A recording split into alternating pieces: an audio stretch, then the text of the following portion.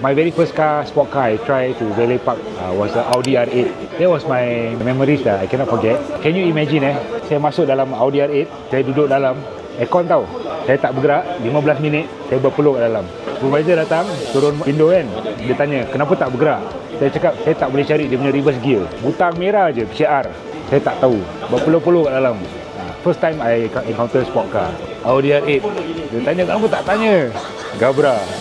CR baru pelan-pelan. That was my first sport car.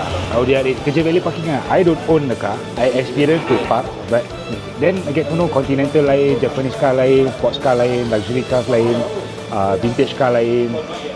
Even for vans, all this different. So I come from a humble background, kerja valet parking, then I experience a lot of car.